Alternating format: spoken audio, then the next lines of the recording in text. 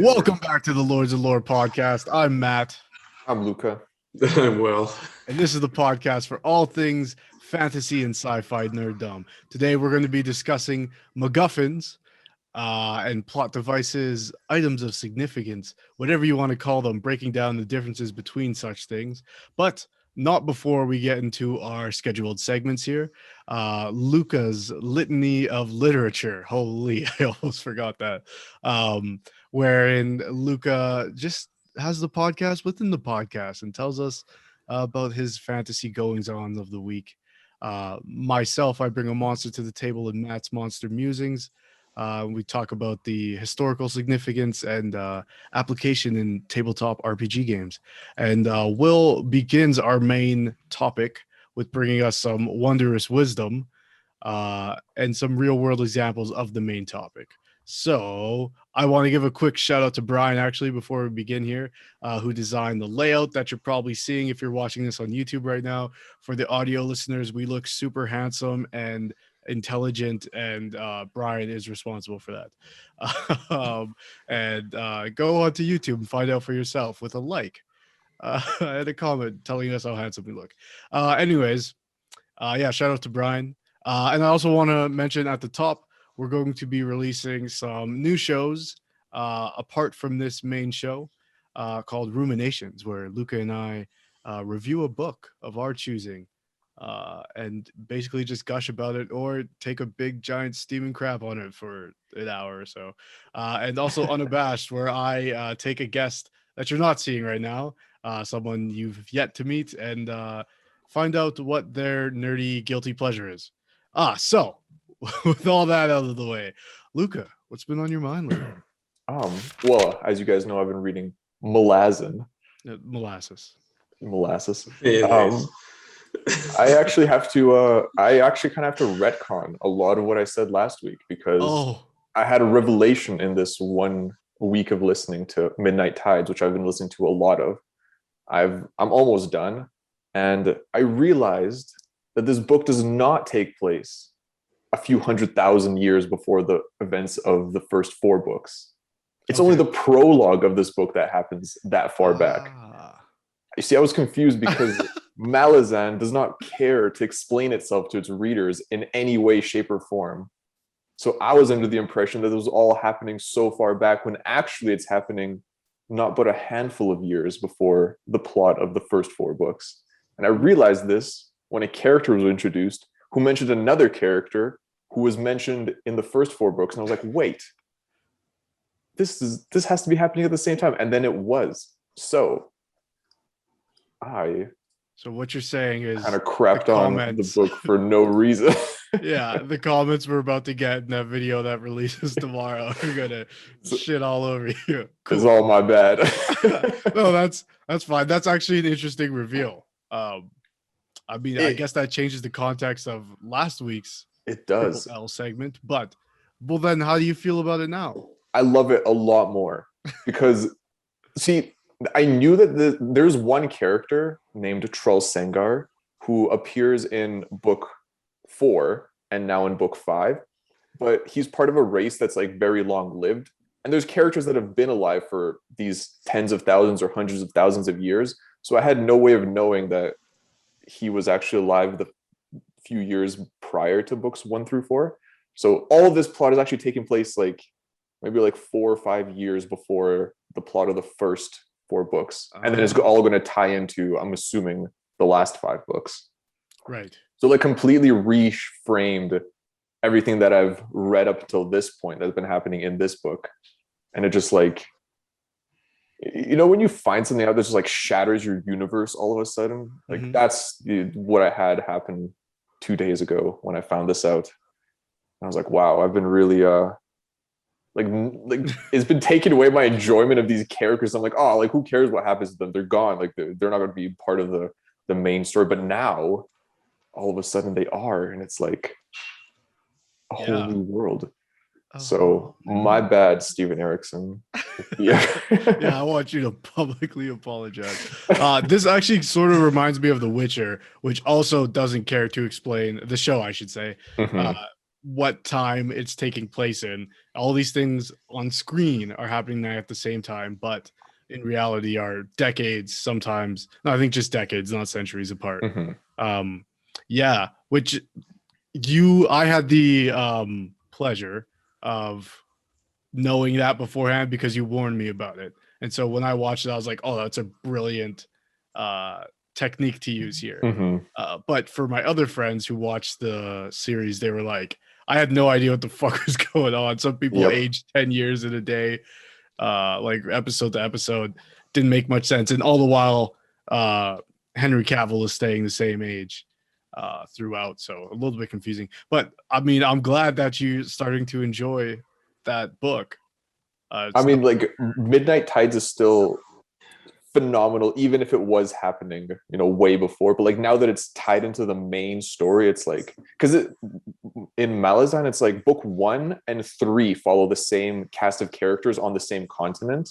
Book 2 and 4 also follow the same cast of characters on a different continent. And then this book 5 follows an entirely new cast of characters and an entirely new continent. Oh, wow. So like, and at no point do they care to explain any of this. Like you're just hearing the story or like reading the story. Interesting. And you just kind of have to figure it out by yourself, which I did. So at what point? So at what point? So you read the what's it called? The prologue, and it was 100,000 years, right? That's still true. Well, even the prologue doesn't explicitly say. Okay, but it's just like it's hinted at that it's like way before, and then it's not like 100,000 years later here we are. Just like you just hear this like and then Troll Sangar said this. It's like that's the next chapter. There's no narrative explanation. It's just like you're just with these characters now, which I love as like a sort of. So how quickly after that prologue did you realize? Did it take a while or? Like about half the book. Oh my god! Yeah, that totally recontextualized the whole book.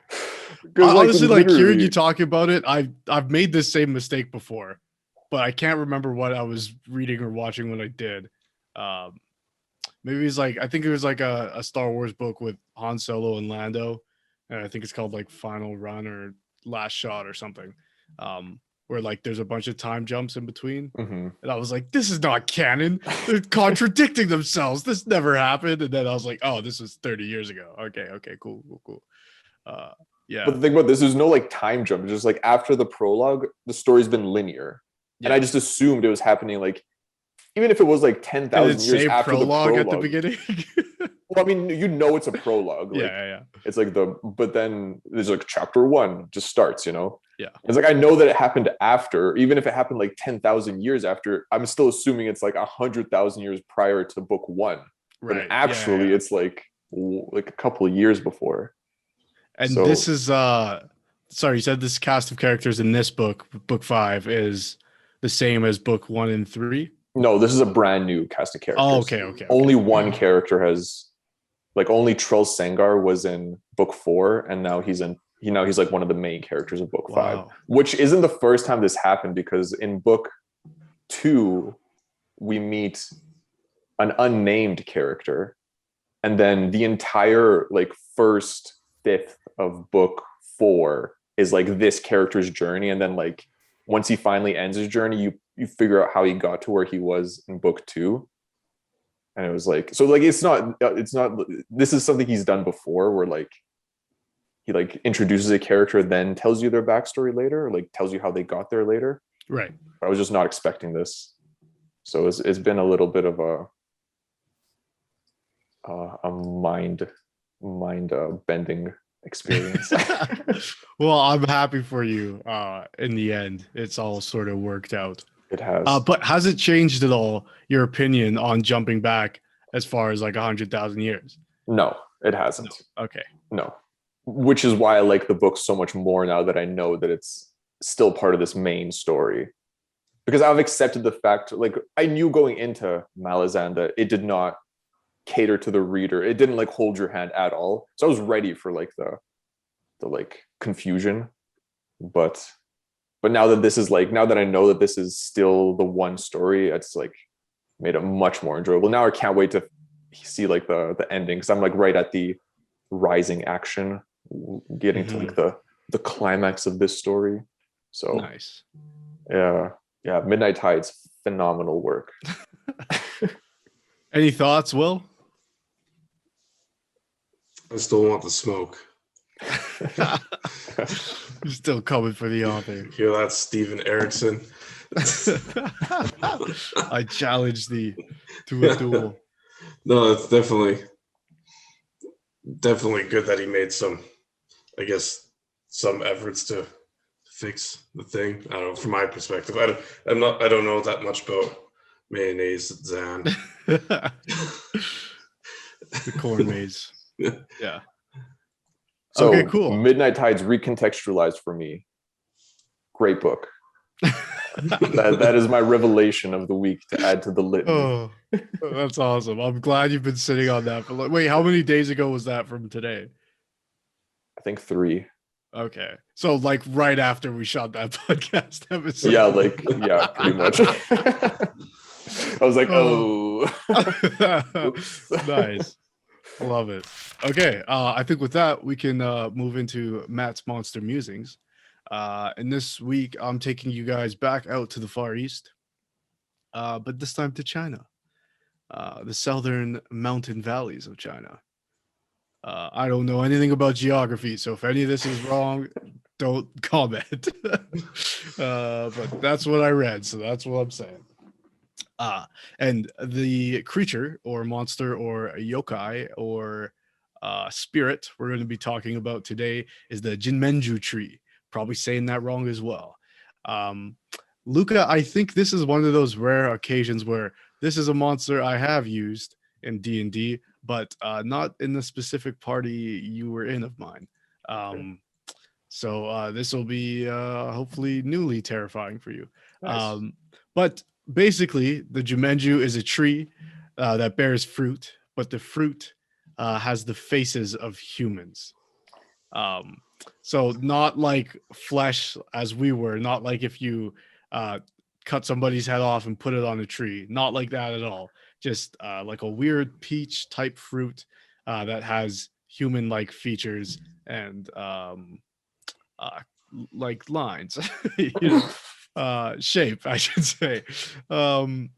So they ripened in the fall. If you eat the fruit, they have like a sweet sour taste. And it's said that the seed of the Jinmenju tree also has a human face, eyes, ears, nose, and mouth. So just creepy imagery. Now, these fruit on this tree is constantly laughing. So they don't speak at all, but they're just always laughing. And so they've gotten this reputation. It said like, I think feudal period that these trees were like planted across because everybody enjoyed the laughter of the Jinmenju tree. It somehow got taken from this Chinese myth or legend to Japan, where they consider it like a yokai, that it's an unnatural spirit type of being, but not any way malicious or malevolent or benevolent. It's just a thing with laughing faces on it. Now, this type of creature, a tree that bears the fruit of human-like faces, or in some cases bodies. In Thailand, there is the Naripon tree, the Naripon tree. Probably saying that wrong as well. Don't at me. And this bears the fruit. The shape of the fruit is a young woman, but her full form from head to toe. Now, this legend is kind of messed up, so just a little content warning for some adult themes here. So according to Buddhist mythology, as far as I know, the god Indra created this land. Sort of think about like the what Adam and Eve lived in, whatchamacallit, the friggin' Garden of Eden. Yes, thank you. So something similar to that, but it was like a pavilion for his wife, this god's wife, and the 2 children. But his wife would have to leave sometimes to get fruit to feed the children. And in the forest, there was these hermits or yogis who lived there. And although these beings, these other humans, had acquired special powers from meditation, they had not conquered lust. Now, these are not my words. This is from Buddhist mythology. So Indra, the god, created these trees to distract those people from, harming or being too lustful towards his wife. And so these hermits would take the fruit off this tree and lay with them, I'll say. And that would put them to sleep for 4 months. So literally put them on a nap. That's you know what I mean. Yeah. And so there's actually a tree in our world that doesn't do this, but like there was claims that it did. In my interpretation, they're like very intricate carvings of pears. But in the video on YouTube, if you're watching there, I'll put a video up right now of those things. Yeah, so very interesting. These sort of in the Nadipan tree, that one's a specific purpose, but the Jinmenju tree is almost weirder because it doesn't have a purpose. And now let's get into the fun part. So wait. Can I jump in? Okay. Yeah. Go ahead. So I do have something on this. So just like keep in mind, there was no communication between Matt and I before this episode, so did not know he's going to do this, but I'm glad he did. Awesome. So I can't remember exactly which podcast I had heard this on. I think it was BBC's In Our Time History, which is like pretty good, but also like super heavily bland. But yeah, I mean, just imagine old British dudes talking. But it might have been the Myths and Legends podcast. But so that like this tree with like I guess like human faces or heads on it and stuff like that, or body parts or pairs or whatever. It's like a pretty common thing. But one of those two podcasts that I just mentioned, and I can't remember the episode because it's just like off the top of my head, and I heard it a few years ago. But they did this thing. It was about like cultural transmission of stories, and then and like I guess like the researchers behind the two, they like had this thing where like the tree so like the tree that they used was actually from like Japan, not China, but they were like kind of I guess like investigating it and stuff to show that like there was like cultural transmission of stories between people in Persia, and like those made it all the way to Japan. And so like and like I guess like the OG story that they found was actually to do with Alexander the Great encountering like a similar tree, but it was like in like Persia, I think, like in Babylon or something. And he basically just like rolled up to this tree with like a bunch of heads and was like, yeah, this place is mine now. And then apparently, yeah, and then like that kind of story. I mean, he probably just like walked into a courtyard and there happened to be a tree with pears or something on it, and he started talking mad shit, and then everyone was like, yo, this guy's so great. And then like like merchants and travelers and stuff like that eventually would pass the story on it, like, yo, this guy went up and I guess like put this tree to a nap, and then yeah, I don't know, so that was cool. I think so like the Persian tree, it's called like a whack, like WAQ -WAQ. That's probably not how it's pronounced, but it's fine. Attempted. But yeah, so like in that like it was just like an anecdote that they kind of went over for a few minutes, but it's pretty cool. Yeah, there's also an example I couldn't find too much information on from India, but yeah, definitely mention that there's Persian versions of this. Oh, that's a mouthful. Of this myth, as well as some Indian ones, and this one from Thailand. But yeah, super cool. Like there's a lot of I think trees in modern fantasy that have faces. Some like the Deku tree, or like Awakened tree in D&D and stuff like that. So I think it's cool and for some reason very unsettling, especially when you like fruit with the faces Or of ass. people. And so this is something I've actually used, the Jinmenju variation in D&D. For the audio listeners, I'm holding up another miniature I've painted. This one's a little tougher to see, but yeah, this is a tree. Instead of having leaves, its leaves are the hair of the real life heads that are attached to its branches. Very, very creepy. And the way I use this in D&D, for those of you 5e players out there, there's like a fog surrounding this area of the forest. And if the players go there, they'll have to make wisdom saving throws or they'll start hearing laughter in their heads. And if they keep failing those throws, they'll start to go a little bit loony. And the tree can also cast spells like hideous laughter, so it'll tell you a joke.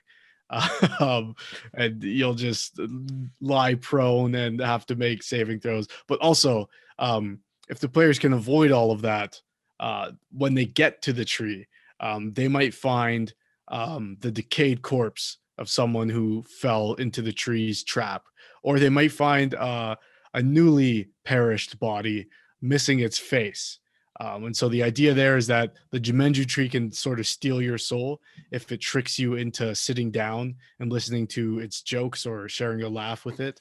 If you stay too long, you either die or it takes your soul in the form of like taking your face, and then your face becomes one of the fruits that hang from it. So very creepy. Nice. My players were not happy when they encountered it. But yeah, it's a really fun thing to think of, like the personalities of the people who were trapped by the tree being put there and put into a state of perpetual like jolliness. Like they can't do anything. Yeah, basically. Yeah. And this actually showed up in Inuyasha at one point, called the Ninamenka tree. In Inuyasha, there's like this demon shard that gets broken and hits into a bunch of things across the land. And this tree is one of those, so it turns into like a demon tree. But yeah, I think that'll do it for Matt's Monster Musings. This is the Jinmenju tree. Actually, before we end, we do this week's monster and last week's monster. I ask Will and Luka which one they would rather encounter and which one they think is more interesting. So we'll start with you, Luka. If we're talking about the legend, I would much rather encounter the tree rather than the spider lady. Like, yeah, like this neither benevolent nor malevolent tree with just creepy faces. Much rather see this in real life. D&D also, one fireball done, man. That's very true. Also, when you said this, I looked this tree up. Turns out this is where the Pokemon Execute comes from. That makes a lot of sense. Yeah. It's like a tree with 3 laughing heads. Yeah, wow. I don't know how I didn't pick up on that. That's awesome. What about you, Will? I don't know. Like to like rather encounter, I guess, like the tree, but in like I guess in a 1v1, I'd have to say the spider, because I've seen spiders on trees, but never trees on spiders. So. Yo, man, spit nothing but facts. Yeah, I mean, like the tree has roots, right? So you just like walk away. That's true, but if you get stuck in its charm, you might stay there forever. Yeah, but what if you for example, like the tree that you used in your campaign, did it have like an illusion on it? No. So it's just there, and like there's a fog around it. Okay. So you can see clearly. Like, I'm not going to go to the tree full of heads. So like... yeah. In my campaign, there was one player who was looking for someone specific, like a criminal they were trying to track down, and after the battle with the tree, they acknowledged that his face is amongst those of the tree. So he cut down the fruit, and that was what he took to prove he had collected on the ransom type of thing. It was pretty cool. Okay. But yeah, I guess, and one-on-one, who would win between the tree and the spider? I think I'm going spider as well, the Jorogumo, because in that story, she rips a tree out of the ground. So. tough battle there for the Jinmenju tree. But yeah, so Lau, let's move over to Will's Wondrous Wisdom. Yeah. So I guess maybe we should kind of talk. I think maybe we should talk about like the definition of MacGuffin versus like items of significance, because basically I just found a bunch of examples of them. I have some notes written down here. Yeah, so lay it upon us, the definition of a MacGuffin. So MacGuffin was a term coined by great filmmaker Alfred Hitchcock. It's very I don't know what the word would be, nebulous thing to define. But yes, thank you. But basically it's an interchangeable item that the characters care about, but we as the audience don't. And so nowadays the MacGuffins has like a little bit of a different definition. We'll get into that. But originally, Alfred Hitchcock and one of his greatest collaborators, Angus MacPhail, which is just a great last name, that was sort of their use of it, in that it doesn't matter if it's a bag of diamonds or uranium sand or the codes to the box of the briefcase. It doesn't matter. It's just the thing that the characters want, but for us as the audience, we're watching the characters interplay with each other and their relationships, opposed to this. And sometimes we don't even need to know what the MacGuffin is. An example of that would be like the briefcase in Pulp Fiction. We know it's important, we know people want it, but we don't know what's in the box. And we don't need to know, because what's in the box? I'm sorry. The real entertainment is what's going on between characters while they interact with it. Now, I think we'll get into this specific example a little bit later on. It's probably on all of our lists, but the One Ring from Lord of the Rings is not a MacGuffin because it has specific properties that change the way characters would interact with it. Whereas true MacGuffin, or the original definition of a MacGuffin, doesn't. So the ring makes people rash and desire it for its power and turn against their friends and stuff like that. And it has a backstory. We know where it comes from. We know what that implies. So that wouldn't fit the category. But I've been rambling here. Okay, so just one last thing. The way Alfred Hitchcock defines it. So there's a conversation taking place on a train, right? Between two dudes. And one dude is putting his like luggage into the overhead seat thing. And the other guy says, "Oh, what's that?" He goes, "Well, that there's a MacGuffin." He goes, "Well, what's a MacGuffin?"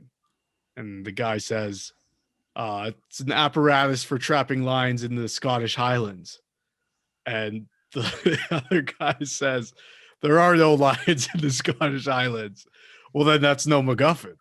And that's it. I don't don't ask me what it means. Yeah, but it makes sense.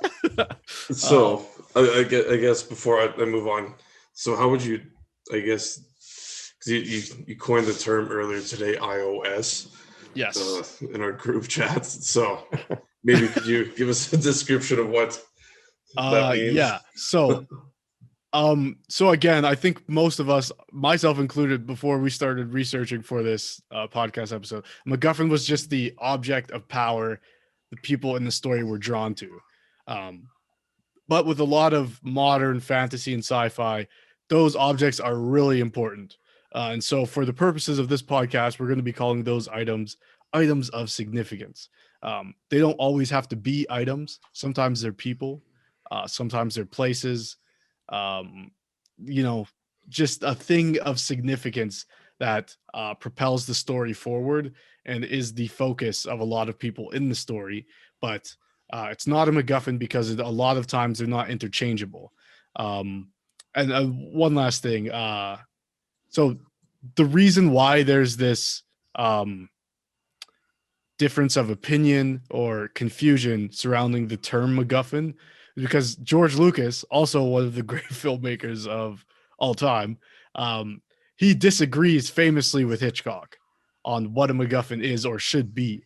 Which is strange because Hitchcock created it. So how can you disagree? Like, doesn't matter. It's the Malazan thing again. Yep. But Lucas thinks so. Hitchcock believes that the MacGuffin should not be important to the audience, whereas Lucas believes that the audience should care about the MacGuffin in quotation marks because that enhances the tension of the story. So a MacGuffin in George Lucas's point of view would be like R2D2, whereas you make it a lovable character so that the audience too is worried as well as the characters. But the MacGuffin in a Hitchcock would be like the Maltese Falcon or something, which is not a, but you get the point. It's just a thing that propels the story. Okay, yeah. So I think is that good, Will? Yeah, because like the reason why I ask is just because like I found this topic is a little bit more difficult to find for historical. Well, maybe not like difficult to research because I mean there's so many items like that have been created in human history and in past that are significant. But for the MacGuffin part, that would be mostly like relegated to like I guess just narratives and stuff like that.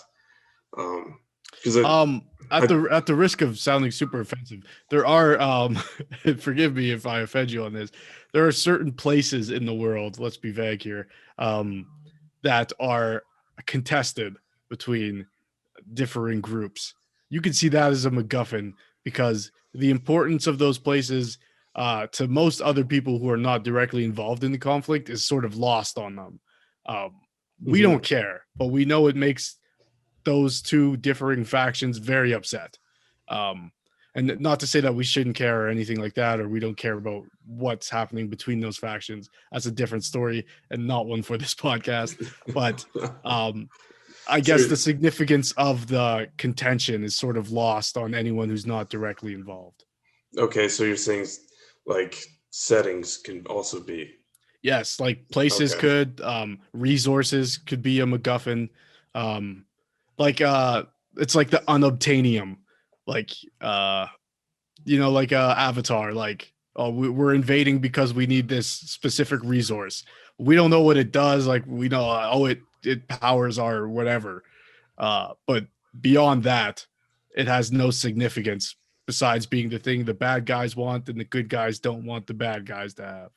Okay, so yeah. I guess before because like I focused specifically on just a handful of items, but like physical and I guess physical items and stories. But I guess if we could talk about places off the top of my head, maybe like because I guess like the degree of like someone caring or not, to look up into those details, I guess just falls on like that individual's like I guess perception of the details of that area. So the thing that comes to mind is like Atlantis. Yeah. Like if you're a sailor, like every sailor's heard of Atlantis. They have no idea where it is, but everyone would love to get there. But if like what do we do once we get to Atlantis kind of thing? Yeah. So okay. Yeah, there's also like the concept of like the anti-MacGuffin, which is like both sides, good or bad, or everybody wants it, but no one knows what the fuck it is. And so basically, and then when you finally get it, it's meaningless, it's worthless, and the plot was the enemies you made along the way, type of thing. Yeah.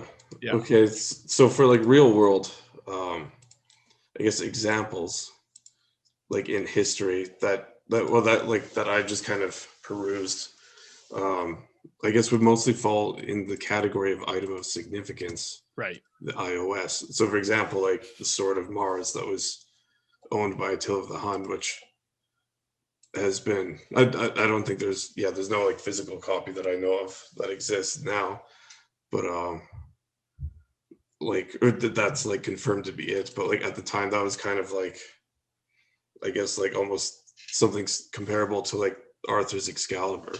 Right. Which also I looked at too was Arthur's Excalibur, and I didn't know this, but like the scabbard, like the sheath of the sword, also had a lot of abilities. So like Excalibur just like never dulled, and it would show like a flash of light, every time he drew it to like blind everyone, but the scabbard actually basically made people like invincible.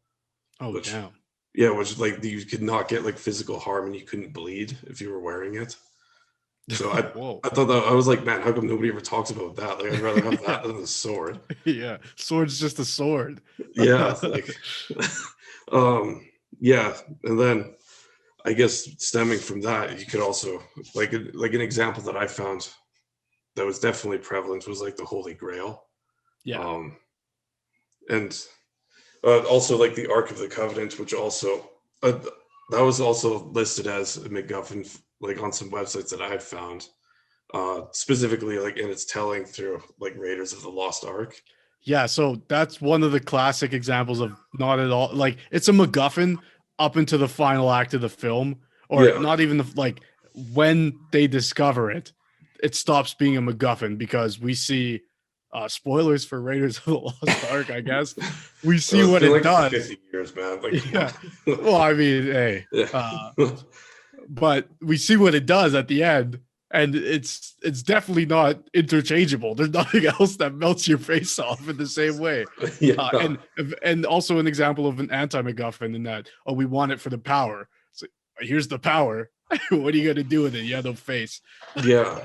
So like, I guess it just like depends on like how these items are used in the story, like by the characters. I mean, not by the authors. So like, for example, like Arthur's Excalibur, I guess you could say it's a MacGuffin before it's pulled from the stone, because it's just a sword stuck in a rock. Like, yeah, the like Merlin's trying to like look for someone to find it and stuff like that. So I guess that kind of motivates him, but has no impact on him. Whereas like, for example, like the One Ring like corrupts people and has its own, I guess, free will to an extent. Yeah, so like with Excalibur, like you were just saying, like most of the magic's in the scabbard. The sword is a sword, right? But that sort of serves as a MacGuffin because it could be interchangeable with any other weapon, and the corruption that it may bring is all sort of self-inflicted or situational based. It has nothing to do with the actual properties of the sword. So you could switch that sword out for any other sword, and the story remains the same, as long as that sword was put in the stone and hard to pull out. You know. Yeah. So it's all one big literary device. Yeah. So I guess that's the distinction. Is a MacGuffin is a literary device, and an item of significance is a dirty thing that we all love to appreciate and talk about on this podcast. Yeah. Also cool story because I do have like the OG collection of like Arthurian myth and stuff. I just haven't like finished it. Because it's in that stack of books that classic I bought. Will. But I'll never, man. I bought like 5 more the other day. But yeah. So like I hadn't gotten to this part, but I found it like when I was researching. But apparently the scabbard was found separately. So he found the sword like early on, like when he was, I guess, a teenager, young man, and then he found like the scabbard later on. Like, and it's super vague. It was just like he found it in a cave in the north. So I don't know what that means, but Scotland maybe. But yeah, I think a lot of real world examples of MacGuffins would be things like thrones or crowns, in that we place a lot of power in them, but really it's a chair, or really it's just a ring of metal. The Iron Throne is a good one from fiction, where it's like the throne itself is not. You could interchange it with any other chair, and the power it brings is still the same. And we don't care about the throne. I know there's a backstory to it, but the backstory is not it's not why the people who want it want it. It is in books, sort of, though. Oh, okay. Well, because it's made out of like the thousands of swords that the Targaryens. Yeah, that he smelts into the form of a chair. That's cool, but that doesn't change like that being the swords of the fallen or the people he's beaten doesn't actually give it any like magical or otherwise power. Yeah, it's still just a chair. You just get like tetanus from it. Yeah. Actually, another good, I guess, like example of like real world history for like MacGuffins as a place that I just came to mind is like Christopher Columbus's India. So that's probably a better real world example as opposed to for him it was very interchangeable. Fucking guy. He's like, yeah, I found it. What do you mean? Shut up. Yeah, I guess that's kind of it, because that's a great example. I mean, like, historical examples of MacGuffins again is kind of hard, because I guess I could probably save this more for later on, but I mean, a lot of the items of significance are there for, I think, to basically make the owner or the possessor of the items to look a lot cooler. Yeah, in my opinion. Yeah, so I don't have information on this because I thought it was a bit much, but there are diversions or different sections of MacGuffins. So there's like a power up MacGuffin, and I honestly can't remember the other ones, but there's just straight up MacGuffins, and there's ones that just power up the person, and so that's why they're desirable. Stuff like that, like specific ones that do specific things, all get put into like different categories. But yeah, I think I may have stepped on your toes a little bit there, though, Luka, and that's the definition we're going to be rolling with for the main topic. So yeah, why don't you start us off, Luka, and give us maybe your or MacGuffins of note, anything like that, or I guess items of significance, we'll say from now on. Yes, so we can call them get super sweaty. iOSs. Right. I do have one example of something that's so in the trilogy The Red Queen's War by Mark Lawrence, there is an item of significance called Loki's Key. Okay. And I picked this just because it's like, in its functionality, it's super cool. Essentially, anybody who's holding the key can open any door that exists. It's like the skeleton key type of thing. Yes. Except like in this, so I guess it's sort of in between a MacGuffin and an item of significance, because it does, I mean, actually, no, based on our definition, it's not a MacGuffin because it's not interchangeable. Right. But it does drive like the main plot, is the main motivation of one of the main characters, because he wants to get Loki's key so he can open the door to death and save his family who was murdered. Oh, man. That sucks. But I picked Loki's Key just because it's, as like a narrative device, it's like used really cool in an interesting way, because it doesn't just give whoever's wielding it like a cheat code for the world or whatever. Right. It also it sort of like seeps its like influence slowly. Like it's a very treacherous item, since it's like imbued with the mythology of who Loki is like the trickster god. So like the key is described as like slick and black, and like always feels like it's going to slip out of your hands as soon as you need it. And then like when the character needs to like really, really needs it, all of a sudden he can't find it, that kind of stuff. Like it is used in like a really interesting way, where it's like an item that it's extremely useful, but like at the same time could very easily lead to your death. And then all the powerful people of the world want it for their own selfish purposes. Right. But that is enough on Loki's Key, just because I don't want to go into any spoilies. Malazan has a really cool one called Dragnipur. It is a sword. Come again? It is a sword named Dragnipur. It is wielded by Anomander Rake.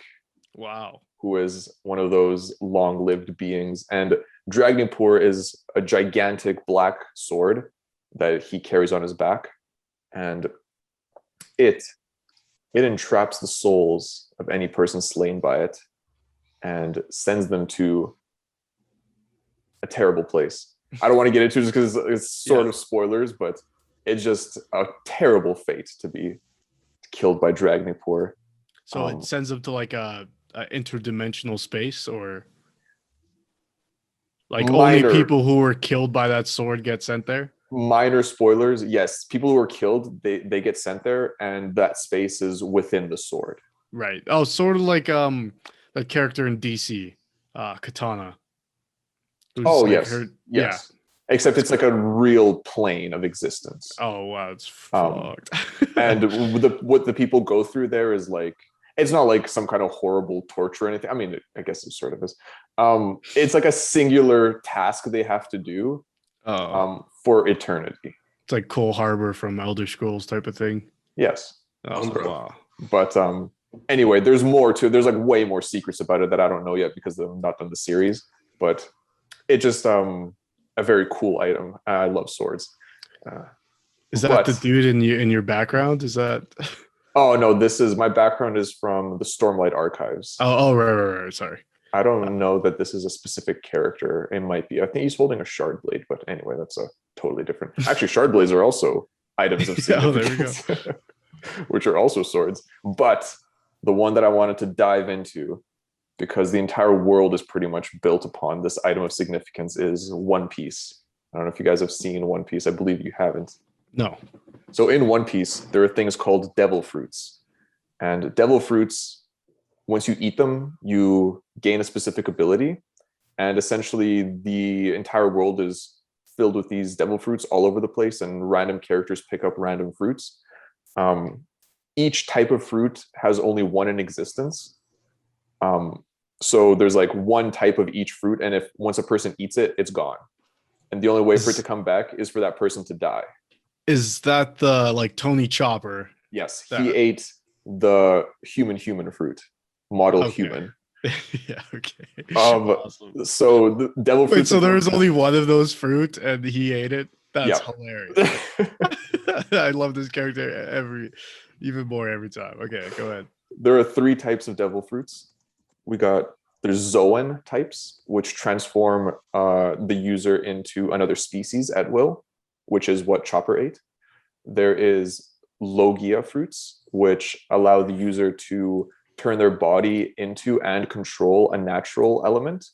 And there is Paramecia fruits, which are sort of the blanket every other type of ability. And they can be broken up into a few different types. The main character eats a Paramecia type fruit called the Gomu Gomu no Mi, which is the gum gum fruit in English. And it turns him into a rubber human. So his entire body is now made of rubber, and he's like super stretchy. And that's Mr. Fantastic. Yeah, exactly. Okay. So cool. Like bullets bounce off of him, and that is the extent of his power until later in the anime. But Logias are one of the coolest like items of power that I've seen in anime, and I would love to eat one. Giving you the power to like turn your body into fire or ice or lava or smoke or like a bunch of other different things, snow, etc. But this is like an example of an entire sort of, it's like borderline between like a magic system and an item of significance. And just the entire like sort of power system in this show is based on these items. Yes. Cool. I don't know why I just paused that long. I thought you had some more. You did the ASMR tone flip there, so I thought you were going on. Will, let's go to you and some of your favorites, and then maybe do a little deep dive. Okay. I'm not gonna lie, I kind of focused a little bit more on items of significance. That's totally fine. So did I. Yeah. So one of my favorites of all times for, I guess, like video game items is the Holy Moonlight Sword from Bloodborne and Dark Souls, and I believe Demon Souls as well. I haven't played it, but yeah. So it's essentially just a giant two-handed great sword that glows with. It glows different colors depending on the game. It's just been kind of like an Easter egg that From Software has always put in. So I don't know why, it just looks cool. They kind of gave it a story in Bloodborne, which is like kind of funny because like Bloodborne, like those kinds of weapons like aren't really like the mainstay for the game. Like Bloodborne is kind of like this more like, I guess like Van Helsing inspires like Victorian steampunk type of. Yeah, and then like gothic horror, and then you just have this two-handed greatsword. Like, I mean, some of the best weapons are like canes and stuff like that you can use, or like whips, and then you just have this giant sword that glows and shoots energy beams. Yeah. Yeah, it was a part of the DLC, the old hunters, and it kind of has like this cool. It's significant just to the overall story of Bloodborne, in that like it kind of corrupted like one of like the original like hunters, which were kind of like the heroes and stuff like that. So he was like the character's name Ludwig was like, I guess like the Achilles of all the old school hunters and stuff. And then who were like hunting these beasts, like super popular, well beloved guy. And then he found this sword that was may or may not have been like bestowed with like these, I guess like Lovecraftian like great one beings. They gave it like power or something like that, and then it corrupted him over time into like this absolute freak of nature that great boss to fight, but like horrible to look at because it's like this giant horse creature. It's like a cross between like a man and a horse, but like yeah, all the parts are different from what you see a Centurion. Question for you, a Yeah. little bit of a tangent. You were speaking last week, I think, about the Circle of Fire within the Dark Souls universe. Yeah. Does the sword being in those other games confirm that those are other reincarnations of the same world? Maybe. I've even seen like I guess like gag like fan fiction almost like videos of saying that like all of the games are like connected. Right. So like you start off like Demon Souls and then like you move on, or you start off like the Dark Souls trilogy and then you move to like Demon Souls, which moves to Bloodborne and then Sekiro. But no, in fact, I'm actually certain that the creators confirmed that they're not connected. Okay. It's just they kind of like, it's like Skyrim being the future of Fallout or whatever. Yeah, but I think they just put it in just because like just Easter egg type of thing. Yeah, and just like player fan bases and stuff like that love those weapons and stuff. Yeah. Yeah, so that was my first one. I guess the second big one is for me the Silmarillions, which I think maybe it could be a cross between Matt's iOS and a MacGuffin, like iOS, like item of significance to like the main characters of these stories, like Fëanor and his sons, particularly in the Dark Lord Morgoth. Licks his lips. Yeah. So like to those characters, definitely not a MacGuffin, because like the Silmarillions definitely bestow power upon them, and like while they do motivate them, they are affected by the Silmarillions. So like for example, like one of the powers of the Silmarillion is that because it holds like basically like the light of heaven, if you will, like they will like burn like anyone who touches them who are deemed to be like no longer I guess like pure of heart. Okay. So for example, like Fëanor, like the guy who made them, and his sons who basically kicked off basically all the events of Tolkien's Legendarium, because like the Dark Lord Morgoth sneaks in and steals them, and then he's like, yo, what the hell? And he gets all the boys together, and they basically like over like I guess like the eras and stuff like that of the Silmarillion leading up into the Lord of the Rings trilogy, they basically like commit all these like horrible acts over time. And then like it's crazy because like in the end there's only like a few of his sons remain, and one of them like who's been like committing all these acts, like for example like killing other elves and stuff like that to like get these jewels and stuff, because he'd been so focused on the journey and stuff that he actually like no longer was pure of heart, so the Silmarillion's actually burned his hand. Oh wow. Yeah, so it was kind of like tragic because they're so focused on like getting there. So they have like the kin slaying where they killed a bunch of elves. It was like the first time elves ever killed each other. Wow. May or may not have been justified. I don't know. The kin slaying of the Teleri. Yeah, but then I also think it could be a MacGuffin, because if you're just like a regular Joe, like if you just had like, I don't know, if you're like an elf who's like, come on, elf name, let's go and get these jewels. Like, I mean, you never see them. You're like motivated to go there because you're being forced to go there. Like, Right. But like for all you know, like they could just be a different type of jewel, right? So Yeah. Mm-hmm. Yeah. Yeah. That was I think with that example highlights sort of why MacGuffins or items of significance are important to fantasy, because it's not just magical item. It's part of the story in that it's teaching us a lesson as well. Like in the case of the Silmarillion, it's that singular focus, even if it started from a good place, can lead down a road of wrong. So like, how far are you willing to go to do what's right, to where it comes, it becomes doing the wrong thing, Yeah. to where he finally finishes his thing, but at what cost? Now he's no longer at what cost? Yeah, because like another example, I guess that would be better. Up until he finds the Silmaril is like the human hero Baron, who's actually like Aragon's ancestor.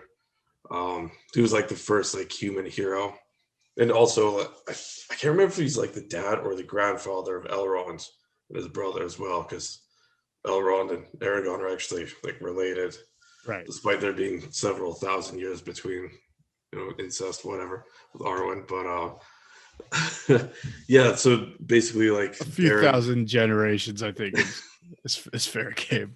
you heard it here first. Aren't most humans related in some way to after hundreds of thousands of years, not okay. only a mere few. Well, that's what I meant then. Don't get it twisted. Yeah.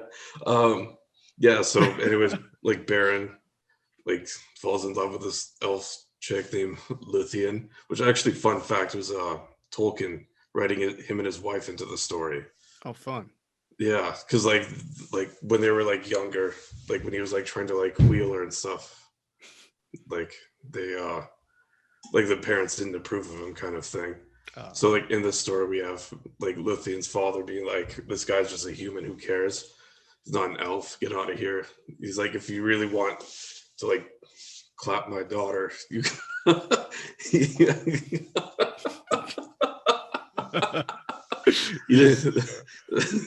You have to like find this like jewels that are like.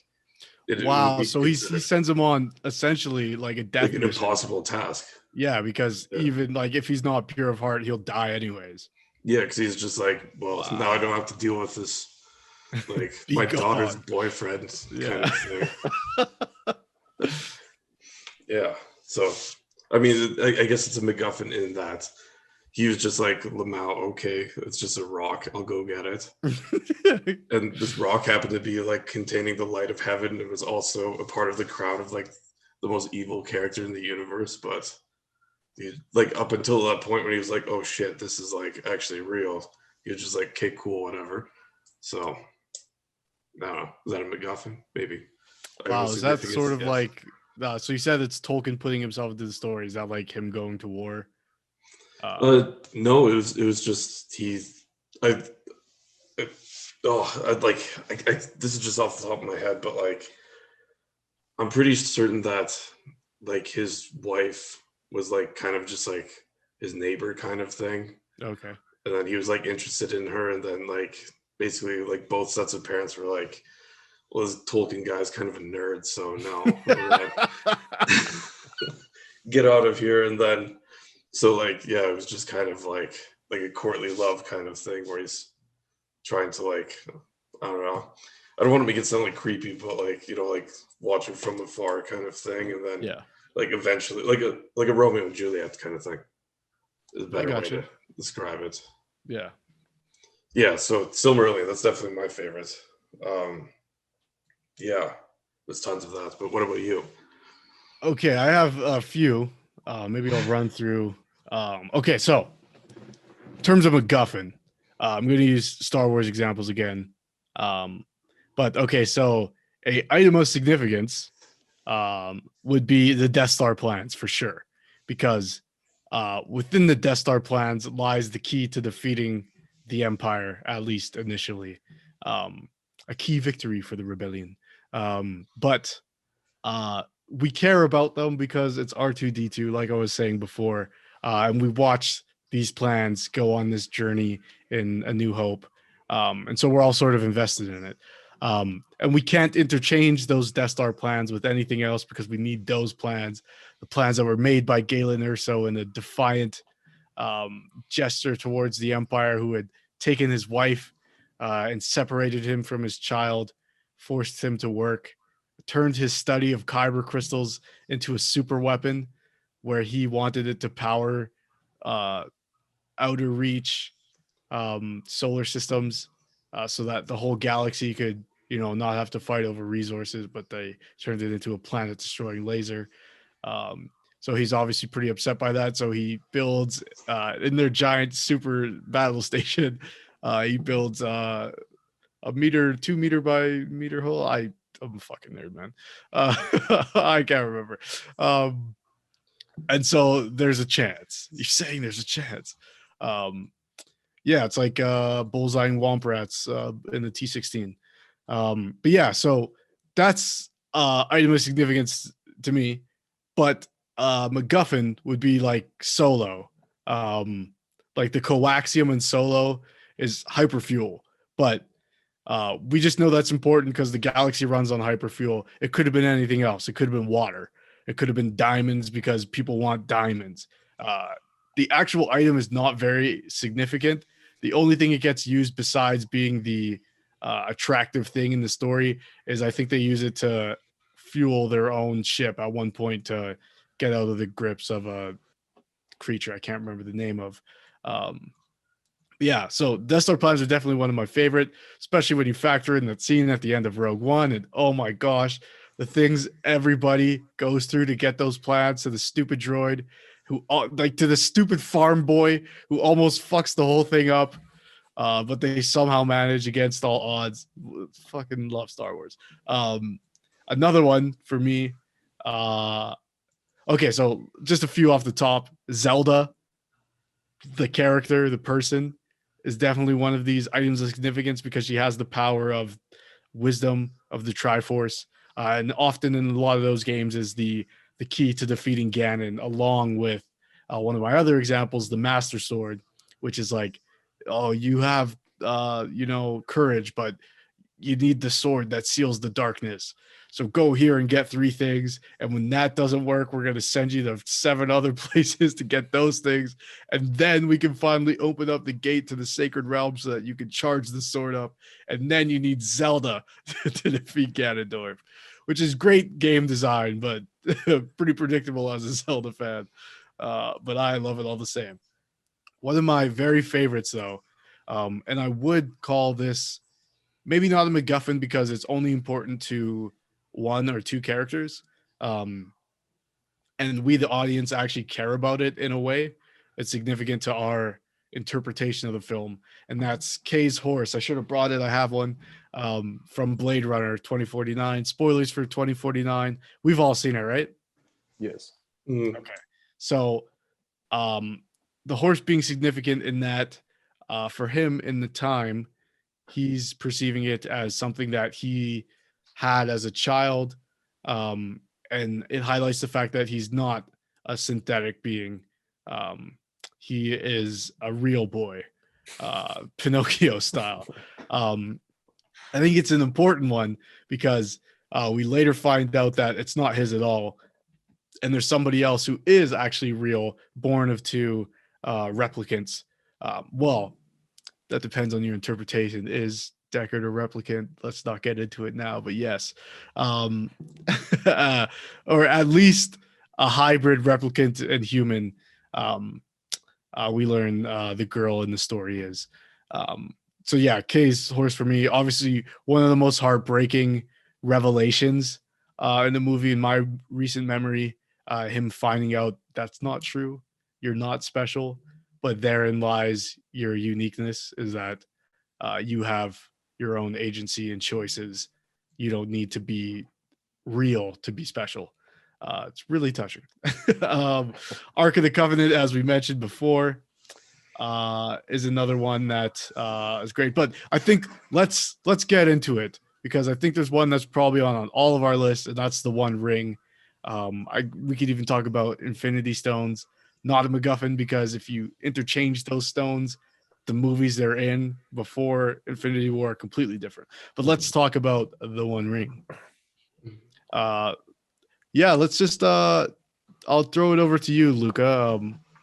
Initial thoughts, and maybe we can sort of broach into why we think items like this are important to telling stories. I mean, so we've established that the One Ring is a plot device, not a MacGuffin. Right. I mean, in terms of the Lord of the Rings, obviously, without the ring, there's no story.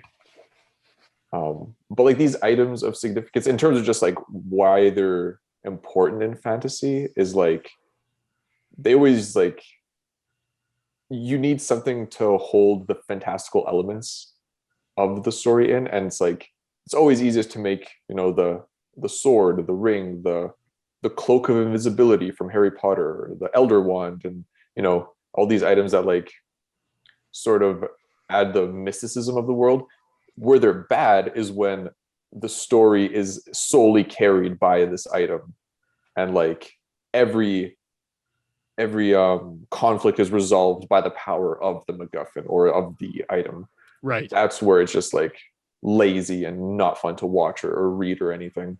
But like a well done MacGuffin, even not even like a well done, just one that isn't used every time the characters run into a problem, is like pretty much always adds something positive to the story. And in this case, a very substantial cost, in that you're revealing yourself to the worst person of them all. the one person you don't want to know where you are. Yep. You're putting yourself like in magnified vision to him. And his hunters, like the ring wraiths. Yes, yeah.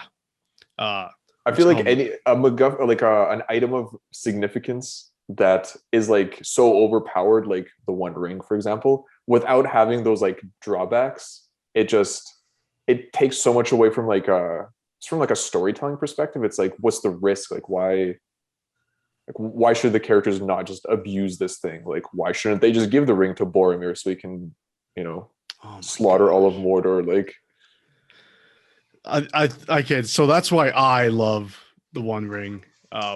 Is because it has that corruption and that draw. Frodo, because he's a hobbit, is less susceptible to that, and that's why Bilbo had it for so long without being turned into a golem type creature, just because that wasn't in his nature. Which maybe that's a topic for a different podcast, but I think like that scene with Boromir saying, "Just give me the ring. Like I could solve everything with this," and just not being able to comprehend that he wasn't, and in that way becoming lesser sort of in the moment, and sort of giving into that temptation. And that actually ends up costing him his life, because as he goes out to intercept Frodo or try to take the ring from Frodo, that's why he gets separated from everybody else. That's why he's not back at the camp when the orcs attack, for better or worse, because he warned everybody with the horn. But I just think like with these items, having that cost to them is super important. What do you think, Will? Yeah, no, definitely super important. I'll be honest with you. I've never really liked the idea of the ring. Oh wow! It's funny because like it's my favorite book series of all time, especially with the Silmarillion. But I don't know. It's just, I think maybe because I kind of like maybe not the fantasy elements of Lord of the Rings, if that sounds kind of weird. No, that's fair. Yeah, I don't know, so like when I was researching MacGuffins, I found like this thing on like Quora where someone answered saying like, where they were arguing that the ring is not, because it has like all these characteristics, but this person also mention that it's also kind of like a character in that it interacts with all the other characters. Right. But I think another definition I saw of MacGuffins is that like its importance kind of just like dwindles upon the story overall, like as the story moves on. So like in the first act, so for example, if we look at the ring, like in the Fellowship, it's definitely important. I mean, it's messing up with everyone seeing it, like its effects on Frodo and stuff like that. But to me, like by the third act, the Return of the King, um, and also like after, it's not so much the ring that's like the main villain or antagonist, I guess. It's because like the threat becomes a lot more real. Like, yeah, there's also a ring, but also like people are like everyone else other than Frodo and Sam or and Gandalf are like more concerned with like these hordes of orcs that are like marching down from Mordor. So like, yeah, I don't know. I like the ring, but I don't know, to me, like I've always felt like Sauron was like the bigger threat. See, Like, I almost see it the exact opposite way that you do. Because I see Sauron, like the eye, as that sort of, okay, we know it's bad, but we don't know what it does. All we know is it looks at Frodo when he has the ring, oh, he's and a dude. I know, but like some He's like vibing like the whole time in his castle, just hanging out. what? You didn't know? Oh, it's like confirmed, I think, in Return of the King, but so they never showed it. Like he's never like shown, but it's more or less confirmed that like he does have a physical body. It's just like, see, like the way I've always interpreted it's just like the ring. Yes, it controlled a bunch of his power and stuff like that, but he already had power regardless. Yeah. Like it's almost like a Horcrux. It is. See, I see it as a Horcrux in that the last physical manifestation of his power is the eye, and if the ring is brought back to him, then he can reincarnate into a physical body. Or if he has a physical body, he can't leave Mordor without the power of the ring because he was destroyed before that. I mean, that could be wrong, but that's how I've always seen it, and that's why I think the ring becomes important in that way. And that why the mission, I guess, becomes important because you're taking it there. It's the only place you can destroy it, but it's the last place you want it to be because bringing it to Sauron allows him his full power back. Mm-hmm. You know, that's interesting. I didn't know that. Yeah, but he was he was like the one who was being revived in Mirkwood in The Hobbit. Which I think the movie's kind of like twisted the storyline a bit. Yeah. I think in The Hobbit, it's been a while since I've read it, but which is funny because it's my favorite book of all time. But like off the top of my head, I think the Necromancer and Sauron are interchangeable. Yeah. Book. Well, yeah. Because like obviously the Hobbit's written first before all of this is even ideas for Tolkien. But yeah, there's a lot of continuity. Yeah, but mishaps. The Necromancer in the movie, they make it the same character for sure. In the book, it's not, but it can be interpreted that way. And that's fine. But even then, like I don't know, that bugs me almost that Sauron would have a physical body and not be present. For whatever, like if he can be in Mirkwood, then why can't he not leave Mordor during the Rings saga? Well, he was definitely like significantly underpowered, which is like funny because he's definitely like more or less a demigod / I guess lesser god. But I think the biggest argument as to why he would stay is because of Gandalf and the other wizards, because like the Istari are all like on the same plane of existence as Sauron. It's just Sauron just happened to be like the strongest and also the oldest of them. Or right. Oldest in that he's been on Middle Earth longer. I see. Mm-hmm. Yeah. Yeah. Before that, though, I was mentioning like, I think like the ring, the power of it. I think you're right in that. Like in the first movie, we're sort of setting it up, but I think that's what makes a MacGuffin. And I know we decided it's definitely not one, but a MacGuffin follows that same storyline in that it's important at the beginning to set up everyone's relation to it, but then it sort of fades into the background and we see the characters, their relationship to each other, opposed to their relationship to the thing that connects them. Yeah. And I think, yeah. So I guess what I was trying to say was that it is. I see it as a MacGuffin. Oh, okay, I see. Yeah, I don't know. I'm rambling. That's what this podcast is, man. Yeah, I don't know. Like I said, like I like Tolkien. Love it as a fantasy. It's my favorite fantasy setting of all time. But I kind of do like the non-fantasy elements. So, question for you then: if you see the ring as a MacGuffin, and Luka, feel free to chime in here. If you see it as a MacGuffin, do you think it is interchangeable with, like, you could plug in anything in there, or how do you feel? Oh, wow. Okay. I think it is because, I mean, Sauron is still there. He's still like his fraction of power is still like light years ahead of everyone else, right? It's in Middle Earth. So like regardless. So then why doesn't he pull up, bro? I don't know. I think just having the mystery of having, I guess, like this kingly figure who just doesn't bother himself with everyone else kind of makes, I guess, like the struggle more grand.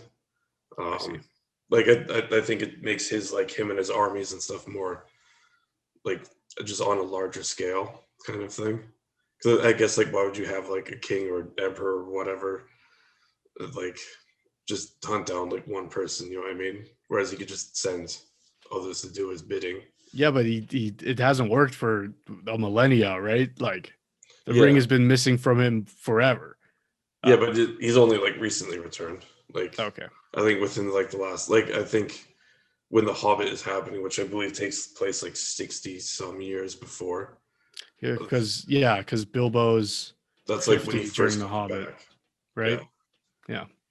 Yeah. So like, but I think it's interchangeable in that, like, regardless of the ring and its status, like, you still have Sauron and the millions of orcs and other fell beasts to contend with. Yeah. I don't know if it's interchangeable, just because Sauron without the ring is like so severely diminished, and like the entire purpose of the ring race is essentially to like find the ring and bring it back to him, and any, like, that's why he's sending like orcs out and stuff essentially to like find this ring. So like without it, he's much less of a, like, he's still a threat obviously, but he's like much diminished. Whereas like if you just like, if you can say the ring is replaceable in the sense that he could put his power and hatred and malice and will and everything into some other object, like in that sense it's interchangeable, but as like sort of the conduit of his power, it's not. And like I feel like the ring's significance, like, it does sort of change in the story of the movies, since we're like, when we're following like Aragorn and Legolas and Gimli, like they haven't seen the ring since the Fellowship. Right. So like in their story, it's not really relevant. Like they're dealing with the armies and the orcs and you know, going from Rohan to Gondor, etc. But like for the grander story, like especially for like Gandalf, for example, like the ring is of immense importance, and like sending it off with Frodo on his own is like essentially the biggest risk he could possibly take, because if at any time the ring corrupts Frodo in any way, the entire world is over.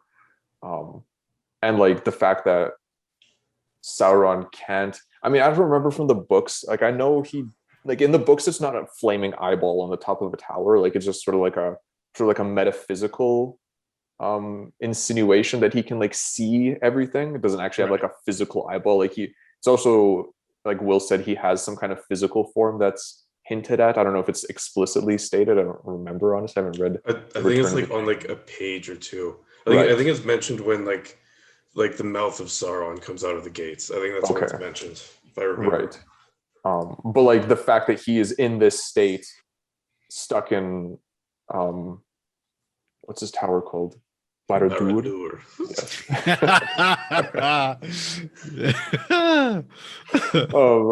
The fact that he like can't leave this tower is like shows us how much of his power and I don't know, life force or willpower, or his own magical energy he put into the ring, that he's like rendered helpless. Essentially, he has to send his minions out to find it for him. So like in that sense, it's not replaceable at all, and its significance to the story for me actually would go sort of like gradual escalation as Frodo and Sam get closer to Mount Doom, and like the chance of him, like as they get closer, the chance of him finding it is greater and greater and greater. So the risk to the world is climbing along with it. Would I call it a MacGuffin? I honestly don't know, man. I don't know what a MacGuffin is anymore after this conversation. Yeah, I think that's the main takeaway here. What the fuck is a MacGuffin? Goddamn George Lucas. I agree with you. I wouldn't say it is interchangeable. I think it's but like you said, I think if there was something else that did the exact same thing, but then that defeats the purpose, the definition of a MacGuffin. Plus, there's other like rings of power in the world. Like Galadriel is a wielder of a ring of power, and I don't know if it, like, I don't know specifically if it, I don't know what her ring can do. I don't know if it's gone into, it's definitely not in the movies. I don't remember from the books, but like these rings of power exist, created by, I believe, Celebrimbor. And so, so like in that sense, they're not really interchangeable, but yeah, like the threat of the ring is like constant. If anything, it rises as we get closer to like destroying it. Yeah, this is interesting to me because my fear was always with the Eye of Sauron. Like, I don't know. I find that like that being his physical manifestation was always way more intimidating and made more sense to me, and why he's not directly interfering, but like the eye is like the spotlight to lead his minions to you should you don the ring. Yeah, but this is interesting, and I think the difference of opinion on it, I think highlights what these items and a MacGuffin can be. They have different importance to different people, in the way we like perceive what their level of desire for the item is, influences how important we think it is as well. But yeah, anybody else have any other examples or?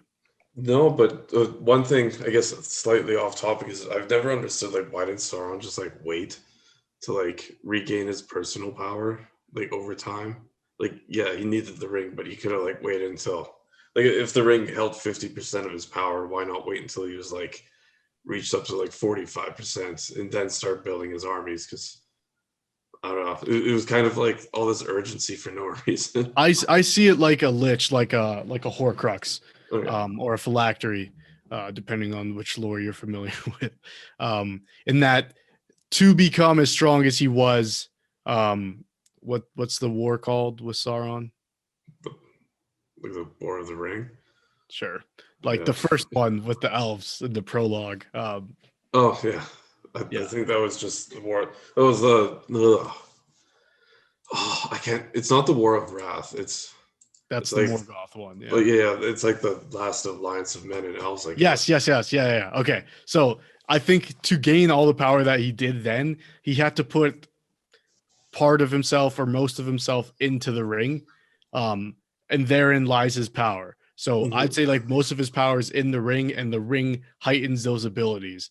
But without the ring, he's nothing. I think that's the sort of the hubris, if you will, of most villain characters, especially in fantasy and anime a lot as well, is that there's the one thing that they didn't think they could possibly ever be disconnected from the ring, because they were so powerful. So in their hubris, they fuck themselves basically, and he just gets a lucky shot in on him from Isildur, right?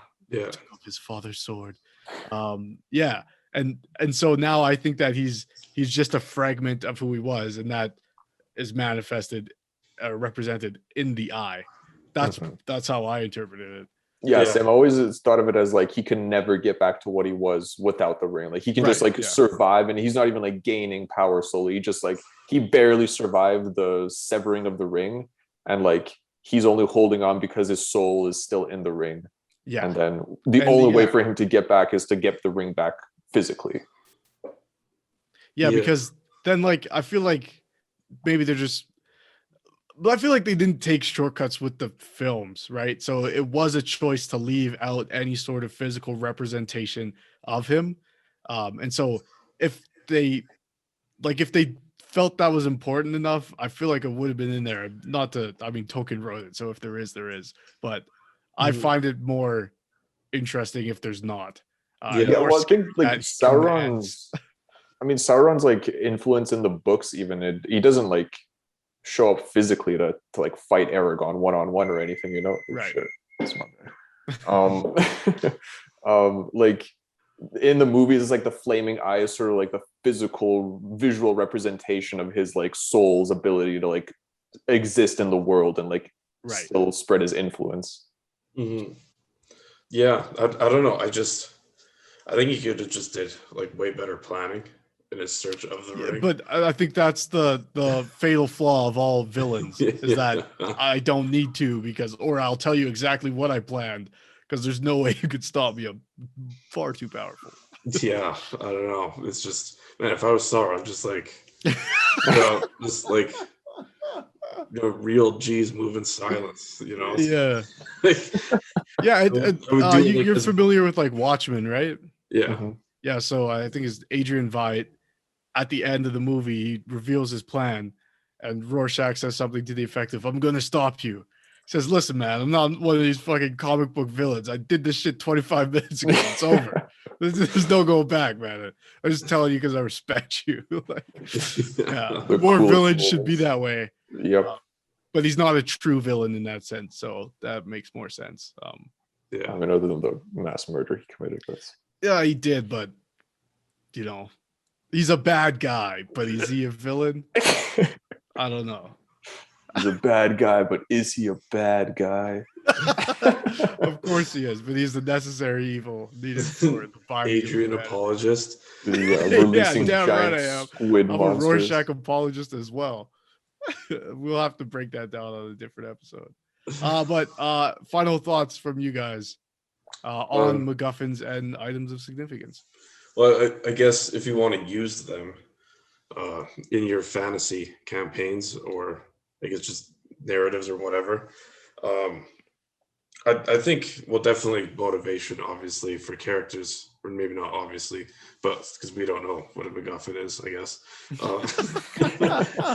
We're still figuring that out. But yeah, like to motivate your characters. And I think item of significance, which can really be anything. I guess my favorite way it could be used is basically just like gas your character up.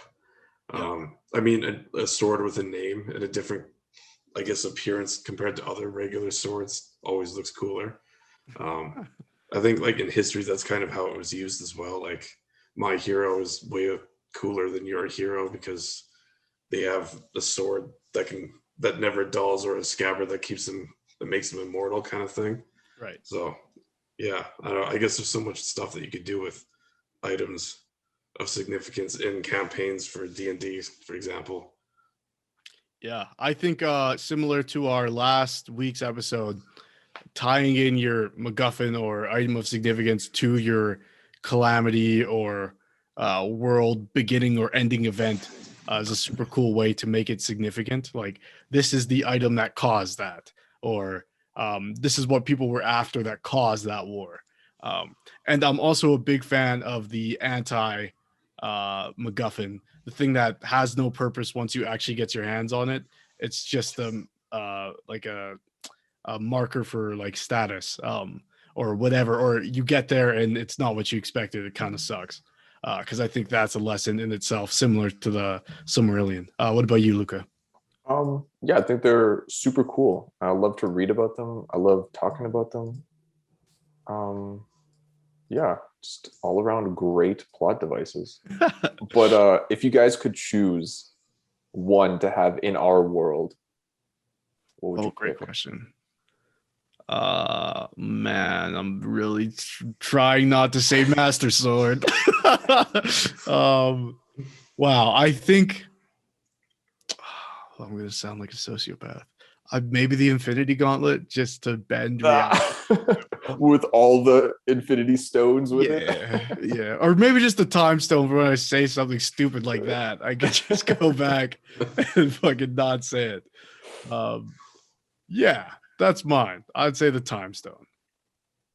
Time stone, nice. What about you, Will? Like I want to say like Holy Grail, but I also like the idea of like the One Ring. But if like I was Sauron in that situation, this guy, if I could be the Dark Lord Emperor, yeah, fix the mistakes of Sauron. I could do it way better, more efficiently. Oh my gosh, dude, you're building yourself up to be such a fucking hero on this podcast. Superior to children, would survive all world-ending events better than Sauron. I could easily conquer. See, I wouldn't start with Gondor. I'd start north because they're less established kingdoms of men, right? So, I mean, Rohan, there's not that much walls on their cities, right? I mean, they only have one city, so. Yeah, true. I mean, why waste all that time attacking we should do this as a clip out segment of where Sauron went wrong. And just will be like, okay, first of all, start the north. That'd be awesome. What about you, Luka? Which one would you take? Oh man, honestly, I think I would take Loki's key. Like in the real world, if I could just open any door anywhere, like just by tapping it onto the door, like that'd be awesome. What are some examples in your life where you've needed that? Oh, I mean, I don't know. You forget the key. Like you see a door you want to go into. Like, hey, I wonder what's back there. Just like, bah. Yeah. I mean, I guess in our world that would kind of suck because there's security cameras everywhere. Right. It doesn't really stop you from being seen. Okay, yeah, never mind. That would honestly not even be that good. Breaking and entering. Yeah, you can't even like walk in. Well, actually, you wouldn't be charged with breaking and entering because the door was unlocked. True. Actually, I mean, you could be charged with trespassing. Anyway, now that I think about it a bit more, it's not even that useful. Like, yeah, no, I need a devil fruit, man. I would eat like the fired fruit. I want to be a fire human. Nice, love it. Or I would also say lightsaber. Lightsaber. Okay, I think that'll do for today's episode of the Lords of Lore. Unless Will, were you saying something? No. Okay, then shut up. Yeah, so thanks for tuning in to the Lord podcast. Like I said at the top of the show, we got some new shows coming, so look out for that. Make sure you're following us on Instagram at Lords of Lore because we'll be posting updates on there, as well as our RSS feed. If you want to listen on your way to work or something fun like that, you can do so. As always, I am Matt. I'm Luka. I'm Will. And we are the Lords of Lore. Lords of Lore. See you next week.